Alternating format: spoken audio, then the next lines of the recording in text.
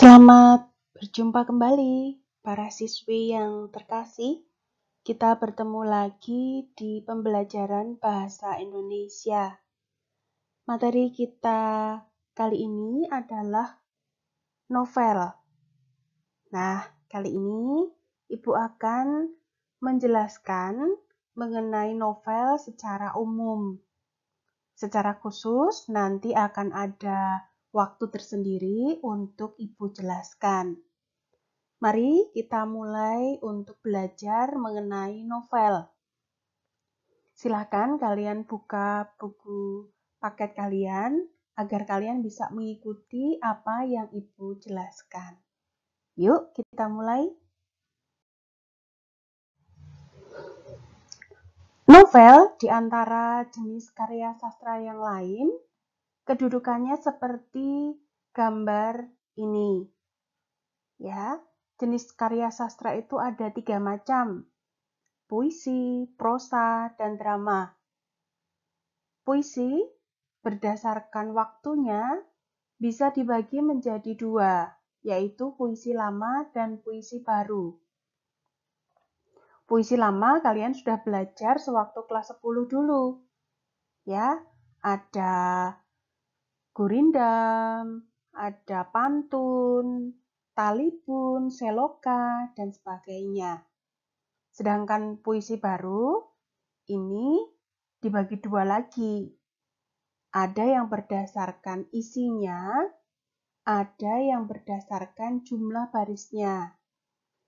Yang berdasarkan isi seperti ode, himne, kemudian ada lagi satir, dan sebagainya. Nah, puisi baru yang berdasarkan jumlah baris itu seperti distikon, tersina, queen, dan sebagainya. Nah, jenis karya sastra yang berupa prosa ini ada 3 macam, yaitu cerpen, novel, roman. Ada juga cerita bersambung dimasukkan ke dalam prosa. Pada dasarnya, ketika kalian belajar mengenai prosa, itu sudah mencakup ketiga jenis karya sastra ini. Maka ketika besok kalian belajar mengenai unsur intrinsik novel, itu sama saja kalian sudah belajar mengenai unsur intrinsik prosa. Karena pada dasarnya unsur intrinsik cerpen, novel, dan roman itu sama. Kemudian jenis karya sastra yang ketiga adalah drama.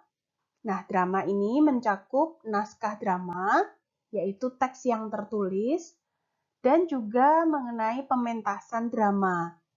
Ini juga termasuk karya dari sastra yang sudah ditulis. Dengan demikian, jelas ya, kedudukan novel itu di antara jenis karya sastra yang lain. Jadi novel termasuk sebuah prosa, yang mana prosa ini adalah salah satu jenis karya sastra. Baik, kita akan masuk kepada bagian novel. Ya, novel secara umum itu seperti apa? Kita lihat dulu pengertiannya. Novel merupakan karya prosa fiksi yang panjang, mengandung rangkaian cerita kehidupan seseorang dengan orang-orang di sekelilingnya, dengan menonjolkan watak dan sifat setiap pelaku. Dari pengertian ini jelas bahwa novel ini merupakan prosa. Tadi sudah dijelaskan kedudukannya kan, bahwa novel merupakan jenis karya sastra yang berupa prosa. Nah, pembedanya dengan cerpen adalah novel ini adalah cerita yang panjang. Ya, kalau cerpen mungkin hanya sekitar 4 atau 5 halaman HVS gitu ya. Novel ini bisa 5 kali lipat dari cerpen. Maka dikatakan di sini novel ini merupakan prosa fiksi yang panjang. Dikatakan fiksi itu karena bukan berupa cerita yang nyata. tetapi merupakan cerita imajinatif dari pengarang. Nah, isinya apa? Di sini dikatakan cerita kehidupan seseorang. Jadi pasti sebuah novel itu menceritakan cerita kehidupan seseorang. Tentu saja dibantu dengan orang-orang lain ya, sebagai bawahan begitu ya, pelaku bawahan yang membantu agar kehidupan seseorang ini bisa dimengerti oleh pembaca. Jadi membutuhkan orang-orang lain ya untuk membantu cerita ini bisa hidup. Nah, novel ini juga menceritakan cerita seseorang ini dengan menonjolkan watak dan sifat setiap pelaku. Maka kehidupan atau cerita seseorang tersebut bisa semakin hidup, semakin utuh, dan pembaca bisa masuk ke dalam imajinasi pengarang tersebut dengan baik. Tentu saja novel yang ada di pasaran sekarang sudah banyak sekali. Nah, di gambar ini kalian juga sudah bisa melihat ya, ada Dilan, ada Milea, ini yang difilmkan, ya kan? Di bioskop ada beberapa seri, kemudian difilmkan. Kemudian ada My Lecturer, My Husband. Ini juga sedang ongoing ya, sekarang ya. Sekarang sedang ongoing, pemerannya adalah siapa itu? Mas Arya, kemudian ada Prilly begitu ya, bisa kalian lihat itu. Jadi ada banyak novel yang memang kemudian karena sangat baik penceritaannya itu diangkat ke layar lebar, baik itu bioskop ataupun televisi ya. Ada juga Sang Penari. Nah, kalian sudah membaca novel Ronggeng Dukuh Paruk bukan? Nah, Sang Penari ini adalah judul film yang mana mengangkat novel Ronggeng Dukuh Paruk tersebut menjadi sebuah film. Judulnya Sang Penari ini. Ya, ada juga novel Laskar Pelangi, ini juga difilmkan. Begitu ya. Jadi novel yang menarik ini memang kemudian bisa berubah menjadi karya sastra yang lain, drama, film, seperti itu. Jadi seperti itu ya pengertian dari novel. Unsur pembentuk novel. Jadi sebuah novel itu terbentuk atau dibuat oleh pengarang itu memerlukan unsur agar menjadi utuh. Ya. Maka unsur yang membentuk novel ini sangat penting. Ketika seorang pengarang ini membuat novel, pasti dia membuat kerangka dulu. Ya, dari kerangka ini sudah dipikirkan nanti jalannya cerita mau seperti apa. Gitu. Nah, unsur yang membentuk novel itu ada 2 buah. Yang pertama adalah unsur intrinsik. Yang kedua adalah unsur ekstrinsik. Kedua unsur ini ya, ini membentuk novel ini menjadi padu. Memiliki peran di dalam novel ini untuk menjadikan cerita di novel ini menjadi menarik. Mari kita bahas lebih lanjut. Apa itu unsur intrinsik dan unsur ekstrinsik tersebut? Unsur intrinsik novel. Yang namanya unsur intrinsik itu ya, segala hal yang terkandung di dalam karya sastra dan mempengaruhi karya sastra tersebut. Nah, dari pengertian ini bisa kita kaji lebih dalam. Segala sesuatu yang terkandung di dalam karya sastra. Maka, segala hal yang bisa ditemukan di dalam karya sastra itu. Ketika kalian membaca karya sastra itu, kalian bisa menemukan unsur intrinsiknya. Ya, karena berada di dalam karya sastra. Dan ini mempengaruhi karya tersebut. Apa saja unsur intrinsik novel? Yang pertama adalah tema. Ya, tema bisa dikatakan pokok cerita, inti cerita dari novel ini apa. Yang kedua adalah tokoh. Tokoh bisa dikatakan sebagai pelaku di dalam novel. Kemudian penokohan. Penokohan ini adalah watak setiap tokoh. Yang keempat adalah alur. Ini sangat penting di dalam sebuah cerita novel. Karena alur inilah sebenarnya inti dari cerita. Alur ini adalah jalannya sebuah cerita. Yang kelima adalah latar. Latar bisa berganti-ganti di setiap cerita. Latar bisa disebut juga setting. Ya, jadi bisa berpindah-pindah, tidak hanya satu latar itu. Dan latar juga tidak hanya mencakup tempat. Latar bisa mencakup selain tempat, latar mencakup suasana, kemudian juga bisa mencakup ruang, seperti itu. Yang keenam adalah sudut pandang. Sudut pandang ini adalah posisi dari pengarang ya di dalam cerita tersebut. Berada di manakah pengarang tersebut? Ini sudut pandang novel. Yang ketujuh adalah amanat. Yang dimaksud amanat adalah pesan yang ingin disampaikan pengarang kepada pembacanya. Tentu saja setiap pembaca pasti memiliki pesan tersendiri. Jadi satu pembaca akan berbeda menangkap pesan dari penulis. Mengapa demikian? Hal ini terjadi karena setiap pembaca memiliki background pengalaman hidup yang berbeda antara satu pembaca dengan pembaca yang lain. Maka, amanat ini akan berbeda setiap pembaca satu dengan pembaca yang lain. Yang kedelapan adalah gaya bahasa. Nah, di dalam karya sastra, intrinsik tadi ya, bisa ditemukan di dalam, kalian bisa menemukan gaya bahasa di dalam cerita tersebut. Bagaimana gaya bahasa yang digunakan pengarang? Apakah banyak kata-kata kiasan yang dipakai? Atau mungkin ada peribahasa-peribahasa yang kadang dimunculkan oleh pengarang? Atau banyak kosakata asing yang mungkin dipakai oleh pengarang dalam cerita tersebut.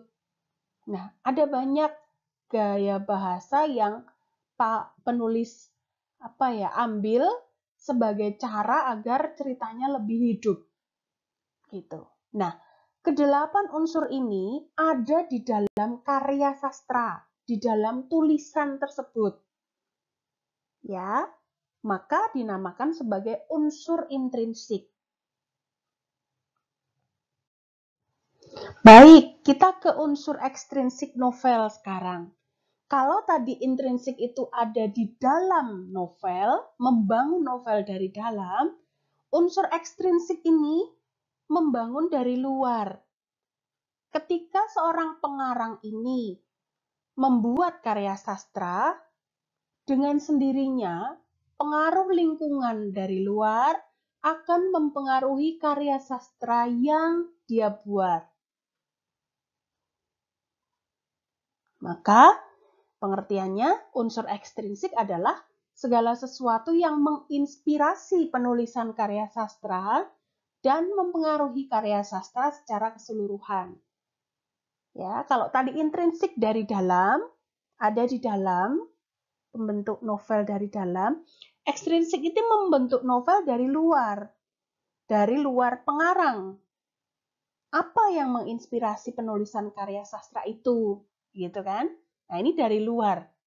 Maka disebut sebagai unsur ekstrinsik. Nah, contoh unsur ekstrinsik novel itu apa saja? Unsur ekstrinsik novel bisa berupa latar belakang kehidupan penulis. Penulis yang hidup mungkin di daerah pantai, bisa jadi karangannya akan detail sekali ketika membuat latar pantai, ya, pesisir. gitu ya. Nah, ini mempengaruhi novel yang dia buat. Kehidupan penulis yang mungkin bahagia sekali masa kecilnya. Nah, ini bisa menjadi inspirasi untuk menulis karya sastra anak. Ya, cerpen-cerpen untuk anak-anak gitu. Nah, itu dari luar, menginspirasi kemudian membentuk sebuah novel. Bisa juga keyakinan dan pandangan hidup penulis. Misalnya, seorang penulis dengan agama tertentu yang sangat kuat, demikian ya, maka karya-karyanya juga akan mendasari dengan agama tersebut. Contohnya ayat-ayat cinta. Begitu kan? Ada keyakinan kuat dari pengarang tentang agama. Nah, ini berpengaruh. Maka muncullah novel ayat-ayat cinta. Adat istiadat yang berlaku pada saat itu juga termasuk unsur ekstrinsik novel. Kalian bayangkan ketika tahun 1920 ya, ketika itu Belanda sedang menyerbu Indonesia. Kemudian keadaan waktu itu banyak yang kawin paksa atau dijodohkan begitu ya. Jadi orang tua sungguh sangat berperan terhadap perjodohan anak-anaknya. Nah, maka ketika tahun itu, tahun 20 itu, novel-novel yang hadir di Indonesia erat dengan tema perjodohan. Siti Nurbaya contohnya.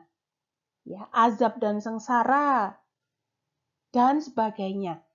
Nah, adat istiadat berlaku saat itu mempengaruhi karya sastra yang hadir. Coba kalian tengok novel tahun masa kini, kalian bandingkan. Sudah tidak ada lagi pernikahan perjodohan itu. Ya, tidak banyak novel yang mengupas tentang dijodohkan seperti itu. Jadi ini sangat berpengaruh adat istiadat yang berlaku pada saat itu. Nah, bisa jadi situasi politik, persoalan sejarah, itu juga akan berpengaruh terhadap novel yang dihasilkan. Misalnya, ketika era reformasi, ya, situasi politik reformasi itu kalian tahu ya, seperti apa? Di sana terjadi penggulingan kekuasaan dari Orde Baru ke Orde Reformasi. Kemudian juga terjadi penjarahan di etnis-etnis Tionghoa, pemerkosaan. Nah, novel yang hadir pada tahun 1998 sampai 2000 itu kebanyakan, sebagian besar juga mencantumkan situasi politik tentang reformasi. Ya, adanya penjarahan, adanya demonstrasi penurunan Orde Baru, begitu ya. Jadi sangat berpengaruh situasi politik itu. Situasi ekonomi juga sangat berpengaruh terhadap novel yang dihadirkan pada zamannya. Ya, contohnya tahun 66. Ya, pada waktu itu pergantian antara era Orde Lama ke Orde Baru. Ekonomi Indonesia sangat terpuruk karena baru saja bangkit dari penjajahan dan juga ada penggulingan kekuasaan. Rakyat miskin banyak sekali. Ya kan, bantuan pemerintah, beras dan sebagainya itu sangat minim lah untuk rakyat. Jadi mereka dalam keadaan ekonomi yang menderita. Maka novel-novel tahun 66 juga sangat berpengaruh, dipengaruhi oleh itu. Ceritanya tentang bagaimana seseorang yang hidup kesulitan ekonominya, banyak demonstrasi waktu itu, ya kan? Lalu preman juga banyak di sana karena kehidupannya tidak layak. Ini, jadi banyak hal dari luar yang berpengaruh terhadap pembentukan novel. Ya, maka unsur ekstrinsik tidak hanya 5 ini ya, tapi ada banyak. Ini hanya contohnya unsur ekstrinsik itu. Baik, demikian pengantar novel dari Ibu. Kita akan membahas unsur intrinsik satu persatu di pertemuan berikutnya secara detail. Ini merupakan gambaran umum mengenai novel agar kalian memahami sebelum kalian masuk ke unsur intrinsik yang lebih detail. Demikian pertemuan kita hari ini. Terima kasih atas perhatian kalian. Semoga kalian dapat memahami apa yang Ibu jelaskan. Jangan sungkan bertanya ketika kalian mengalami kesulitan atau belum memahami apa yang Ibu jelaskan. Terima kasih atas perhatian kalian. Sampai jumpa di pertemuan berikutnya. Tuhan memberkati.